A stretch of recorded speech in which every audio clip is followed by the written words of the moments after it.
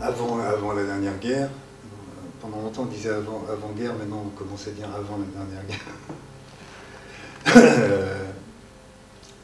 On classait les oiseaux entre oiseaux utiles et oiseaux nuisibles, et puis les insectes nuisibles et les insectes utiles. Et en fait on sait maintenant depuis les progrès de l'écologie qu'à peu près tous les animaux et tous les insectes sont utiles d'une façon ou d'une autre. Ce qui reste à prouver pour les hommes. Et donc, j'ai eu envie de faire comme ça des petits portraits d'insectes, comme il y a un peu plus de 20 ans, j'avais eu envie de faire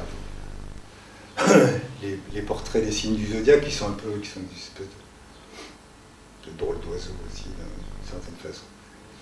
Et puis j'aime bien les textes courts, quand il y a un peu d'humour, un peu de poésie, un peu de philosophie. Moi, philosophie, le terme me gêne un peu, mais un peu de pensée, un peu de réflexion, et qu'on arrive à faire un cocktail qui soit cohérent et savoureux avec ça, je trouve qu'on dit beaucoup de choses, quelquefois plus que dans des textes beaucoup plus longs et qui se veulent beaucoup plus sérieux.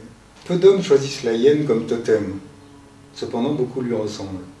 Ils ont du mal à se hisser sur les tabourets de bar, d'où ils vont vitupérer l'époque en ricanant, en buvant des demi et en grignotant des cacahuètes. Le monde n'est qu'une grande chaîne alimentaire. Il faut protéger la hyène en tant qu'animal utile. Tout en ricanant, elle tient l'Afrique propre. Cependant, tout doit disparaître, comme le prétendent les boutiquiers à la fin des soldes. Un jour, il n'y aura plus de hyène. La chaîne alimentaire perdra un nouveau maillon, peut-être même qu'un jour, il n'y aura plus d'Africains. On aura l'air malin. Pour un peu de sympathie mêlée d'un peu de pitié pour la hyène, par exemple. Mais j'ai de la sympathie pour l'ours et pour le loup. Qu'en France, en ce moment, beaucoup de gens aimeraient à nouveau faire disparaître. Et puis il y a des animaux qu'on connaît mal. Et ça m'amuse, ça m'a amusé beaucoup à la fois d'aller chercher des renseignements quasiment scientifiques sur eux, et de jouer, de leur faire jouer un rôle comme ça dans notre comédie qui est plus qu'humaine, c'est que la comédie est planétaire.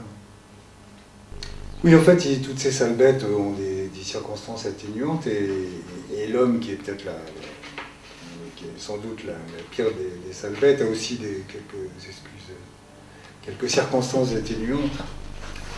Et par exemple, Alphonse Allais, le pharmacien de Honfleur, assurait qu'il fallait être indulgent avec l'homme, en considérant à quelle époque il avait été créé. Et puis, comme tout évolue et tout change, tout passe, tout se transforme, on peut toujours encore un peu espérer que l'évolution de l'homme ne soit pas tout à fait achevée, et que puisse évoluer encore un petit peu, et qu'un jour nos descendants pourront prendre le titre de Homo sapiens sapiens sapiens.